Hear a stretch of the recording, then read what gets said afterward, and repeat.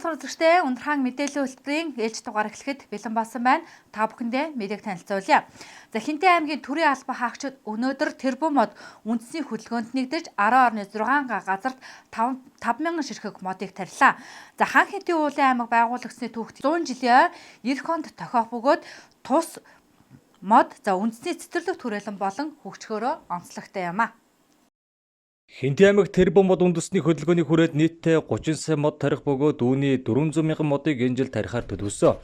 Үүнтэй холбоотойгоор өнөөдөр төрийн байгууллагууд Хэрлэн голын эргээс төв цэнгэлдэг хүрээлэн хүртэлх 10.6 газарт 5,000 модыг суулгасан бөгөөд Хан Хинтээ уулын аймаг байгуулагдсны түүхтэй 100 жилийн ойд зориулан цэцэрлэг түрээлэн бий болгох юм. Одоогоор мод суулгах тарихаас гадна хайс хашаажуулалт барих, хөрс зүлэг бэлтгэх бүтээн байгуулалтын ажлууд өрнөж байна. Хинтээ аймаг 2030 он хүртэл 30 сая мод тарихаар ингээд төлөвлөгөө гаргаж явж байгаа. За энэ жилийн өдөр бол 400 мянган модыг тарихаар төлөвлөд байж байгаа. За эх хаврын тариалт бол өдөр 300 мянган модыг тарьцсан. За энэ намрын тариалт бол 100 мянган модыг тариалахын ажилтаа байгаа. Тэгээд маргааш бас Хэрлэн сум маань бас хойдлынхаа өрийн даланд дагсан бас мод тарих ажлыг бас аймгийн хэмжээнд зохион байгуулж байгаа. Нийт ер нь аймгийн хэмжээнд бол мод тарихыг бол маргааш модоо тарья гэсэн ингээд бүх аймгийн хэмжээнд хөдөлгөөн өрнөд ингээд ажиллаж байгаа. Тэгээд үүний бэлтгэл ажлыг бол бид нар ерөөхдөө бол бас хашаа хайсаа цаашаа мэдээж тарьсны ар дээр ашиглалт гэдэг зүйл байгаа. Энэ ашиглалтыг бас одоо энэ счоны урдлын цэцэг төрөлнг бол манай Хинтээ ус өөрсдөө цааш туслахаа арчилгааг нь аваад явъя гэдгийг бол явж байгаа. За хойдлын далангийн хэсгээр тариалтыг бол манай Хэрлэн сум зохион байгуулалт хийгээд төрийн байгууллагууд нь бол бас цаашид арчилж ургуулах асуудыг хариуцаад явъя гэдэг энэ зохион байгуулалт хийгээд явж байгаа. 1000 орчим төрийн албан хаагч 5,000 ширхэг одоо шархвас модыг бол энд тарилтыг чинь. За энэ тарьж байгаа газар маань одоо Иргэжил аймгийн 100 жилийн явуулна. Өнний хүрээнд одоо энэ 10 орчим гат талбайд цэцэрлэг түрээлэн ногоон байгууламж хийхээр өрчсөн байдаг бид одоо модныхын тарилтыг намар хийж байна. За ер нь бол аймаг бол одоо Хинтээ аймаг энэ жил одоо 400 мянган модыг бол тарина гэж одоо бид одоо зорилт тавьсан. За хаврын бол намрын одоо мод тарилтаар нийтдээ бид одоо 400 орчим модоо одоо тарилтыг дуусгаж байна гэж ойлгож байна. Энэ одоо эсэх талбайг бол цаашд бол одоо манай Хинтээ бас компани бол одоо хариуцаж авч явахаар одоо шийдвэрсэн байгаа. За бусад одоо нийтийн эзэмшил талбайд одоо тарьж байгаа модуудыг бол одоо тохон байгууллага өөрсдөө хариуцахаар болж байгаа гэсэн үг. За бид хаврын тайралтаар одоо 270 орчим мянган модыг бол тарьсан. За намар одоо бид 130 орчим модод аймгийн одоо нийт мод дэвсгэр тариад дуусч байгаа гэсэн үг. Энэ одоо өнөөдөр улам маргааш тарилт хийж дуусч байна. Мод суулгах тарих ажилд аймгийн засаг даргын 5 газрын харьяа байгууллагууд болон цагдаагийн байгууллага, онцгой байдал шүүхэн шийдвэр гүйцэтгэх газар, Хинтээ ус, Харгуй төрийн өмчит компани зэрэг 39 төрлийн байгууллагууд 1003 албан хаагчид оролцсон юм. Энэ үеэр төрийн албан хаагчид мод тарьж аймгийнхан бүтээн байгуулалтанд гар бие оролцож байгаадаа сэтгэл өндөр байгаагаа илэрхийлж байсан юм а. Мөн маргааш буй 10 дугаар сарын 14-ний өдрийг аймгийн хэмжээнд намрын бүх нийтийн мод тарилтын өдөр болгосон тул иргэд аж ахуй нэгж албан байгууллагуудыг идэвхтэй оролцохыг уриалсан юм а. Манай онцгой байдлын газраас бол одоо онцгой байдлын газар 90 аврах салбар Галтан мөрөндрөх аврах 32 дугаар ангиас гээд нийтдээ бол одоо 50 албан хаагчийн мод үйл ажиллагаанд оролцож ажиллаж байна. Хичнээн мод тарьж байна. Нийтдээ одоо онцгой байдлын газраас 350 ширхэг шархвас модыг бол одоо суулгаад ажиллаж байна. Хэдэн цагаас эхлээд ажиллаж байна? За өглөө нэгдсэн мод тарих нэгдсэн арга хэмжээ бол одоо аймгийн хэмжээнд бол 8 цагаас эхэлсэн. Одоо 8 цагаас ахуулаад одоо 12 цаг хүртэл ажиллахаар ажиллаж байна. Яг Монгол Улсын ерөнхийлөгчийн тэрбум үндэсний хөдөлгөөний санаачлан гаргасантай холбогдол онцгой байдлын байгууллаганд ер нь бол аймаг орон нутагт бол зохион байгуулж байгаа мод тарих арга хэмжээнд бол тухай бүрт болоод итгэх санаачлагтай хамтран ажиллаж байгаа. За энэний өрөөнд ч гэсэн одоо байгууллагын ногоон байгууламжийг дэвшлүүлэх хүрээнд бол байгууллагын ногоон байгууламжууд бол мод тариалах. За бусад одоо Галтан мөрөндрөх аврах аврах салбар нэгжүүдээр мод тариалах арга хэмжээнийг бол идэвхтэй зохион байгуулж ажиллаж байгаа. Ингээд ер нь ногоон ирээдүгөө бүтээн гэдэг бол бид бүхэн бас байгаль экологийнхаа бас тэнцвэртэй байдлыг хадгалах, хүн амьтдынхаа эрүүл мэнд одоо энэ өрөөлөн борчинд бол эргээр нөлөөлөх ийм арга хэмжээ учраас бол онцгой байдлын газраас бол энэхүү арга хэмжээнд идэвх санаачлагтай оролцож байгаа. Нийт албаагчтай бас уриалал. За нийт албаагчтай бол одоо зөвхөн одоо энэ аймаг орон нутгийнхаа бас нэгцэн арга хэмжээг гэлтгүүгээр за одоо хашаа ороо болон өөрийнхөө өрхийнхөө ногоон байгууламжийг бүрдүүлэхэд бол одоо идэвхтэй оролцоцгоё гэж уриалмаар байна. За бид бүхэн өнөөдөр одоо байгууллагаараа манай байгууллага 9 албан хаагчтай. Тэгээ 9 албан хаагч маань энэ одоо Монгол Улсын ерөнхийлөгчийн санаачилсан тэрбум үндэсний хөдөлгөөнд оролцож одоо байгууллагаараа 48 ширхэг шар хаасыг одоо энэ суулгалаа. Мөн одоо энэ төрийн албан хаагчид маань оролцож байгаа өнөөдрийн энэ мод суулгах арга хэмжээ маань болохоор эх жил одоо Хинтээ аймгийн маань 100 жилийн ой болж байгаа учраас 100 жилийн ойд бас зориулагдаж ногоон байгууламжид ингээ гар бие оролцож байгаадаа бас туйлах баяртай байна. Тэгээд өнөөдөр ингээ бүгд гар бие оролцсон, сэтгэлээ зориулсан бүх төрлийн албан хаагчдаа баярлалаа гэж хэлье. Дээрэс нь одоо энэ сайхан ургасан мод маань гол нь арчилгаа, тордлогоо сайтай эх жил ингээ 100 жилийн ой бүтээн байгуулалтаар маань сайхан одоо ногоон байгууламж олсон байх болтугай л гэж хүсэж байна. Энэхүү цэцэрлэгт хүрээлэн ногоон байгууламжийн ажил нь 100 жилийн ан хүрээнд хийгдэж буй томоохон бүтээн байгуулалтын нэг бөгөөд иргэдийн амрах, чөлөө цагаан өнгөрөх ая тухтай орчныг бүрдүүлэн догжуулахар төлөвлөсөн байна. Үүний хүрээнд таригдж буй 5,000 модны усалга, арчилгаа хамгаалтын асуудлыг Хинтээ улс компани хариуцах бөгөөд цаашид тус компани нэрэмжит цэцэрлэгт хүрээлэн болох юм а. Та бүхэндээ дараагийн мэдээг танилцуулъя. За Хинтээ аймагт авилгатай тэмцэх газрын санхүүжилтээр засаг даргын тамгын газарт иргэний эндэр танхим, за ерөнхий боловсролын 1-4 сургуулиудад шударгасны танхимыг бий болгосон. За тэгвэл тус танхимуудыг авилгатай тэмцэх газрын албан хаагчид Хинтээ аймагт ажиллах үеэрээ нээж үйл ажиллагаатай танилцлаа.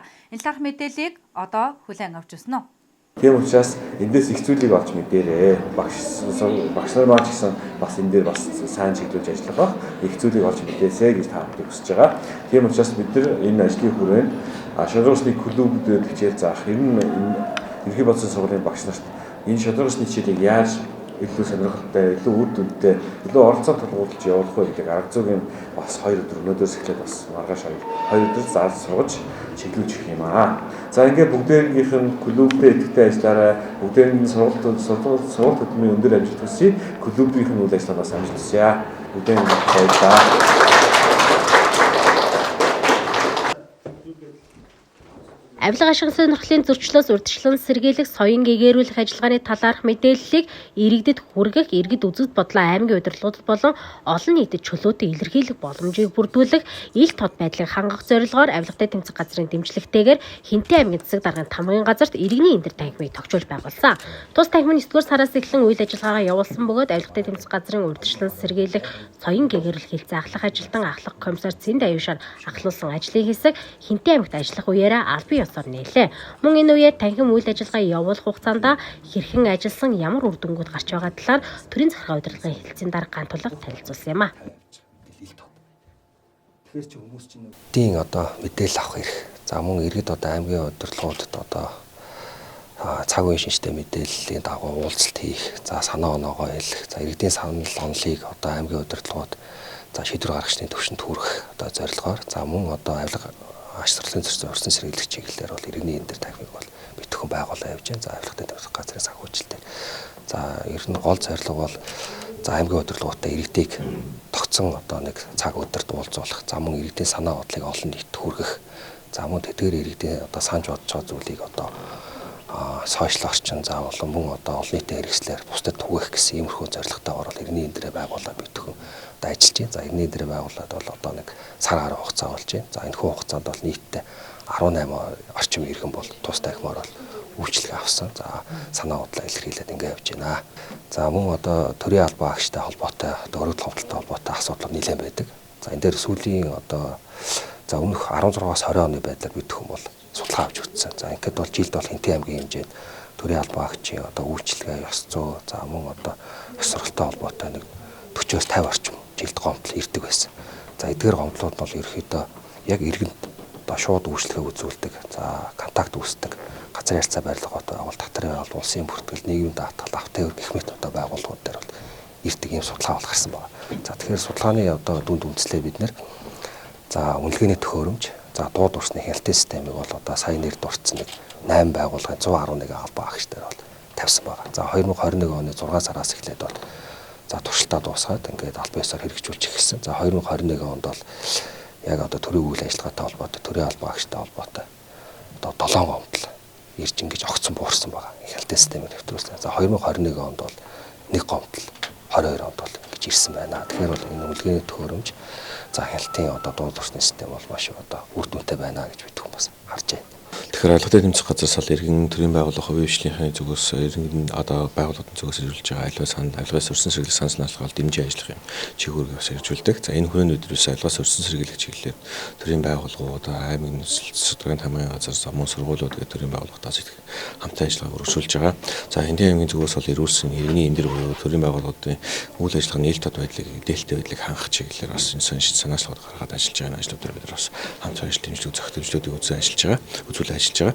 За энэ хүрээнд өнөөдөр иргэний эндэр гэдэг танхимыг бол байгуулж байгаа. За энэ танхим дээр болохоор иргэдийн гол мэдээллийг нээлттэй чөлөөтэй хүлээн авах, за мөн захимын хэлбэрээр бас гол мэдээллийг хүлээн авах харилцан шийдвэрлэх, үйл ажиллагааны талаарх мэдээллүүдийг хөрвүүлэх чиглэгдсэн мэдээллүүдийг илүү зэгстэй, хэрэлтэй, нээлттэй болгох чиглэгдсэн юм арга хэмжээ болж байгаа. За энэ хүрээнд бол бид бас зохицуулт дэмжлэгийг үзүүлж явж байгаа. За цаашд энэ арга хэмжээ буюу энэ эндрийн үйл ажиллагааг тодорхой ажиллуулах, за иргэдэд алгын сэрх хөдөлгөөн сурчлага таниулах, соён гэрүүлэх ажил дээр бас төлхөө ашиглахад бас хамтарч ажиллаа гэсэн юм зорилтууд бол байгаа. За энэ чиглэлээр бас тооцоох үр дүнгуудээ харуулна гэж бодож байгаа. За түүнээс гадна Хинтээ аймагт бид бас энэ иргэдийг соён гэрүүлэх ажил дээр буюу сургууль, боловсролын байгууллагуудын үйл ажиллагаанд бас зохицуулт дэмжлэгийг үзүүлээд шударгасны клуб гэсэн клубүүдийг бол Хинтээ аймгийн зарим сургуулиудын үйл ажиллагаанд бол нээж ажиллуулж байгаа. За энэ дээр бол энэ өнөөдөр бас 2 өдрийн хугацаанд бид энэ Хинтээ аймгийн нийгмийн болгон энэ шударгасны клубүүдийн харьцаж ажиллаж байгаа багш нар, за ерөнхий боловсролын сургуулийн багш нар мөн сурагчдыг бас чадахжуулах энэ сургалтыг бол хийж байгаа.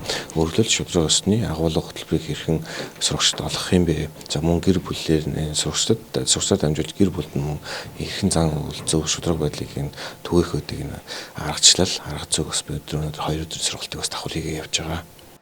За мөн одоо 2 иргэн бас Тус танхим бий болсноор иргэд 5 дахь өдөр бүр аймгийн засаг даргатаа уулзаж санал хүсэлтээ илэрхийлж байгаа бөгөөд одоогийн байдлаар 18 иргэнтэй биечлэн уулзаж асуудлыг шийдвэрлсэн байна. Түүнчлэн тус төслийн хүрээнд засаг даргын тамгын газрын хүлээлгийн танхимд ухаалаг дэлгэц суйрлуулж иргэд ямар нэгэн төлбөр төлөхгүй, цаг хугацаанд уягдалгүй интернет ашиглаж хэрэгтэй мэдээллийг хэвлэн авах боломжоор хангагджээ.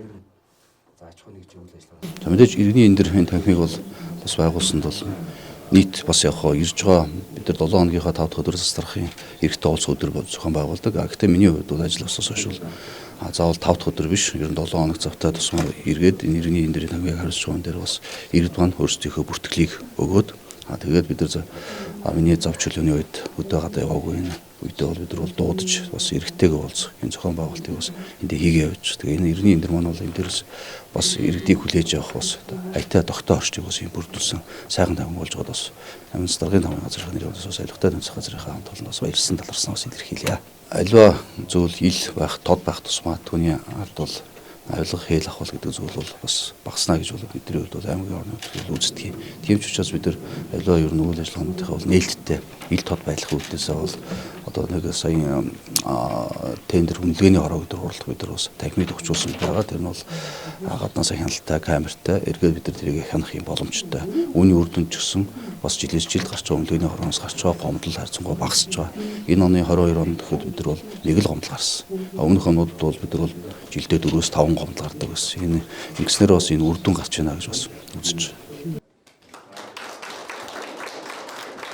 Үүний дараа авилгатай тэмцэх газрын албаагчид аймгийн ерөнхий боловсролын сургуулиуд дээр ажилласан юм а. Учир нь авилгатай тэмцэх газраас нийгэмд шударга ёсыг түгээн дэлгэрүүлж, хариуцлагатай зөв шийдвэр гаргах чадвартай иргэнийг бэлтгэх зорилгоор хэрлэн 1 болон 4-р сургуулиудад шударга ёсны танхимыг бий болгож клубүүд байгуулагдсан. Үүнтэй холбоотойгоор танхимын нээлтийг хийж шударга ёсны клубүүдийн сурагчид болон сурагч багш нартай танилцсан чиглэл өгч ажилласан юм а. Готан клиникээс сурвалжлага бэлтгэн хүргэж байна. За зөв чанартай онцлогоо бол амжилттай амжилгээний үндэс уриатаагаар аймагта анх удаага эмэгтэйчүүдийн арьс гол заслын чиглэлээр клиникэд тусламж үйлчлэгийн мэргэжлийн эмч өдөр бүр үзүүлж байгаамаа. Энэ талаарх мэдээллийг одоо хүлээн авч ирсэн үү? Готан клиник нь анх 2018 онд гоо сайхан салгааны үйлчилгээгээр үйл ажиллагаагаа эхэлж байсан бол өнөөдөр клиник хүртлэх өргөжөнд хэлээд байна. Тэрээр зөвхөн Улаанбаатар хотод хийгддэг арьс гоо заслын бүх төрлийн эмчилгээг Хинтээ аймагт анх удаа нэвтрүүлэн хийж буйгаараа тус клиникийн онцлог юм а. Жишээлбэл бүх төрлийн нүрийн тарилга, өөх хайлуулах зэрэг болоод Синдрела тарилгыг хүртэл хийж эмэгтэйчүүдтэй гоо сайхны клиникийн тусламж үйлчилгээг чанартайгаар хүргэн ажиллаж байна. Мөн хайфу аппарат ашиглан нүүр болон өтрээ чангалах үйлчилгээг үйлчлүүлэгчдэд хүргэдэг бөгөөд тус аппарат нь аймагт ганцхан байдаг нь тус клиникт байдаг гэдгээрээ давуу талтай юм а. За манай Готан клиник маань 2018 оноос эхэлж гоо тан солон нэршилтэйгээр зөвхөн эмэгтэйчүүдийн арьс гооцлын чиглэлээр үйл ажиллагаа явуулдаг байсан бол 2022 оны одоо энэ хагас жилээс эхлээд Хинтээ аймгийнхаа ард иргэдэд арьс, хаашил, бэлгийн замаар дамжих халдвар, эмэгтэйчүүдийн чиглэлээр эрүүл мэндийн тусламж үйлчилгээ үзүүлэх эмнэлэг болон одоо өргөжин үйл ажиллагаагаа явуулахад бэлэн болоод байна. Мөн тус эмнэлэг нь аймгийн нэгдсэн эмнэлэгт хийгддэггүй бэлгийн замын халдварт өвчлөлийн шинжилгээнүүд эмэгтэйчүүдийн үзлэг онцлогоо болоод тэр дундаа 2 дугаар шатлалын эмнэлгийн тусламж үйлчилгээг мэргэжлийн эмчнэр үзүүлж байна. Мөн тус эмнэлэг энгийн мазокын шинжилгээгээр онцлогдох боломжгүй бэлгийн замын халдваруудыг PCR-аар наривчлан авч эхэлжээ. За 2023 оноос сардаа нэг удаа одоо Улаанбаатар хотоос өргүүдлийн эмчийг гэрээгээр ажилуулахаар төлөвлөж байна. Мөн одоо бэлгийн замаар дамжих халдварын тусламж үйлчилгээг хүртээмжтэй цогцоор нь үзүүлэхийн тулд эмэгтэйчүүдийн эмчтэй бас мөн гэрээгээр хамтарч ажиллаж эмэгтэйчүүдийн өвчин эмнэлгийн талаар онцлогоо эмчилгээнүүдийг өргөнөөр хийж байгааг та бүхэнд мэдгэдэд таатай байна. Мөн эмэгтэйчүүдтэй умаа хүзүүний өнгөт дурангаар уйлжилж умаа хүзүүний улаан шархлааг онцлон эдисийн шинжилгээ авч энэ төрлийн өвчлөл хавдрыг цаг халдалгүй илрүүлж байна. Нөгөө талаараа иргэд дээрх арьс гооцсол болоод эмэгтэйчүүдийн эмнэлгийн тусламж үйлчилгээг заавал хот суурин газрыг зорилгүйгээр аймагтаа цаг хугацаа алдалгүй авахч боломж бүрдэж байна. Харин клиникийн зүгээс чанартай тусламж үйлчилгээг хүргэхээс гадна шинжилгээний хариу үйлчлүүлэгчийн нууцлалыг баримталж ажиллах юм а. Ундрахаан мэдээллийн хөтөлбөр фото мэдээгээр үргэлжлэн хурж байна. Аймгийн засаг даргын орлогч Батсайхан Дадас суманд ажиллаа. Аймгийн засаг даргын орлогч Батсайхнаар ахлуулсан ажлын хэсэг Дадас суманд ажиллаж цэцэрлэг, эмнэлгийн өргөтгөл, соёлын төвийн барилга, абдзамын ажил, уурын зүхний үйлдвэртийн бэлтгэл ажлуудтай танилцсан байна. Өвөндөө Дадас сумын төвийн доторх 3.5 км, сумын төв хэсэгт 14 м зорчих хэсэг бүхий 4 игнэ зам, явган хүний зам, ногоон байгууламж, гэрэлтүүлэг бүхий 640 м. Бусад хэсэгт 7 м зорчих хэсэг, гэрэлтүүлэг 7 ширхэг, ус зайлуулах хоолой бүхий бетон хужилттай авдзамын ажлыг Идэр ширээгүй компани улсын төсвийн 4.2 тэрбум төгрөгийн санхүүжилтээр гүйцэтгэж байна. Одоогоор сумын төвийн хойноос эхлээд 100 м замын ажлыг гүйцэтгэж хүйтний улирал хэсэнтэй холбогдуулан ажиллан зогсоосон байна. Америк нэгдсэн улсын элчин сайдын яамны Америкийн инженеруудын газрын хөрөнгө оруулалтаар Дадас сумын хилийн цэргийн Тэг 287 дугаар ангийн дэргэд 100 хүүхдийн ортой цэцэрлэгийн барилгын ажил бүрэн дуусч улсын комисс хүлээн авсан байна. Урьдчилсан байдлаар 10 дугаар сарын 17-нд нээлттэй хийхээр төлөвлөд байна. Эрүүл мэндийн төвийн өргөтгөлийн ажил энэ онд эхэлсэн бөгөөд суурин ажиллаан гүйцэтгэж байна. Энэ жилийн хувьд суурин ажиллаан бүрэн хийж эх жил үргэлжлүүлэх юм а. Мөн соёлын төвийн барилгын ажил 80% явж байгаа бол уурын зүхний үйлдвэртийн бэлтгэл ажил 100% хангагдсан байна. 10 дугаар сарыг дуустал хэрэглэх төлөө нүрсний татан авалтан бүрэн хийсэн байна. Иргэдийн санал хүсэлтийн дагуу Гашар сумын их хартад Unitel-ийн станц баригдаж 4G сүлжээнд холбогдлоо. Гашар сумын Баянбадарал баг өрн холбооны оператор Unitel-ийн 4G сүлжээнд холбогдсон байна. Ганц Баянбадарал баг гэлтгүй хөдөөгийн 3 багийн нутгийн зааг их хартад сүлжээ тавигдсанаар онцлогтой юм а. Ингэснээр иргэдийн санал хүсэлт 8 сарын дараа биелэлээ оллоо гэсэн үг юм. Тодорхойлбол эргэх холбоо 52 хөтөлбөрийн хүрээнд улсын их хурлын 18 дугаар тойргийн гишүүдэд төлөөлөн энэ оны 2 дугаар сарын 16-нд Баянбадарал сангийн далай жаргалант сумын төвийн буянт булаг багт ажиллаж нийтдээ 268 иргэнтэй уулзаж тэдний саналыг сонссон байна. Үүнээс Баянбадарал баг их хартад зайлшгүй сүлжээ тавих шаардлагатайг багийн иргэд тухайн үеийн сумын засаг дарга Саран Туяад уламжилж өрн холбооны сүлжээнд холбохон амссан юм а. Улмаар энэ оны 3 дугаар сарын 29-ний өдөр Unitel Group-ийн гүйцэтгэх захирал Энх Баттай уулзалт хийж Баянбадарал багт Unitel Group өөрийн хөрөнгө оруулалтаар сүлжээ холбохоор болж 5 дугаар сараас судалгааны ажлаа эхлүүлж өнөөдөр 3 багийн дийлэх айл өрхүүд сүлжээнд холбогдсонд баяртай байгаа юм а. Өнгөрсөн 2 дугаар сарын уулзалтын үеэр сумын засаг даргасан Саран Туяа өвөл шуурганд багийн иргэн сүлжээгийн улмаас утсаан тасаатгаад осолдсон харамсалтай мэдээ дуулгаж байсан юм а. Эргэх холбоо 52 иргэдээ сонсох уулзалтыг хүрээнд хүсэлт ирүүлсэн Дадас сумын Агац, Бэндэр сумын Дэлгэрхан багийг засгийн газрын дэргэдэх бүх нийтийн үйлчилгээний үүргийн сангийн хөрөнгөөр мөн энэ намар өөрийн холбооны сүлжээнд холбож байна. Улсын хурлын 18 дугаар тойргоос сонгогдсон гишүүд хэлэлцэж ирэх жилүүдэд үлдсэн 30хан багаан шатараатаагаар өөрийн холбооны сүлжээнд холбох асуудлыг шийдвэрлэхээр болж энэхүү ажлын эхлэл тавигдсан байна. Ундрахаан мэдээллийн хөтөлбөрийн ээлж дугаартай хамт байсан үзэгч та бүхэндээ баярлалаа. Маргаашийн мэдээллийн хөтөлбөрөөр эргэн уулзлаа. Баяртай.